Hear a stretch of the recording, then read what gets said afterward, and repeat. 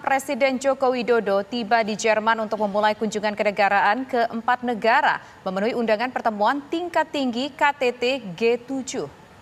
Presiden juga akan menghadiri pertemuan bilateral dengan Kanselir Jerman Olaf Scholz. Presiden Jokowi disambut meriah oleh diaspora Indonesia yang tinggal di Jerman. Mereka menanti kedatangan rombongan Presiden.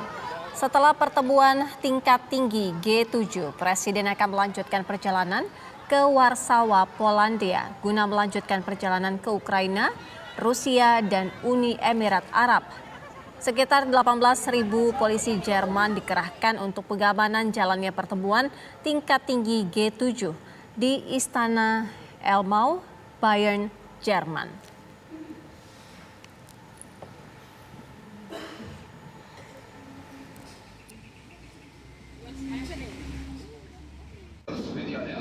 Kita akan menghubungi reporter TV One Miranti Hirschman yang saat ini sudah ada di Jerman untuk mengetahui bagaimana kegiatan Presiden Joko Widodo hari ini di sana. Miranti. Selamat petang, pemirsa TV One.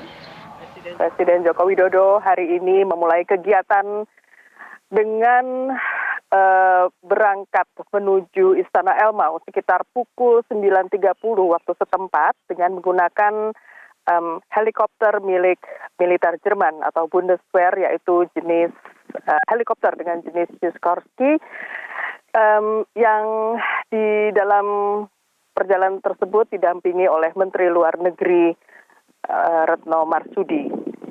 Hari ini jadwalnya Presiden Joko Widodo akan bertemu dengan 7 pemimpin yang tergabung dalam negara-negara G7 dan juga akan melakukan 5 pertemuan bilateral, yaitu antara lain dengan Kanselir Olaf Scholz, Jerman, kemudian juga bertemu dengan Presiden Prancis Macron dan juga Presiden Kanada, dilanjutkan dengan Presiden India Modi dan juga Presiden Senegal. Bagaimana dan apa yang dibicarakan dalam pembicaraan tersebut akan kita ketahui dari press briefing yang akan disampaikan oleh Menteri Luar Negeri Retno Marsudi setelah acara tersebut berlangsung. Jakarta. Ya, Miranti, lalu langkah ataupun jadwal selanjutnya dari Presiden Joko Widodo, apa kemudian yang akan terutama berangkat menuju ke Rusia, Ukraina? Pasca pembicaraan tersebut, dijadwalkan Presiden Joko Widodo, Ibu Negara dan rombongan akan melanjutkan perjalanan ke Kiev, Ukraina, dengan pertama melewati Polandia, kemungkinan besar di kota Warsaw, dan dari situ perjalanan akan dilanjutkan dengan kereta api.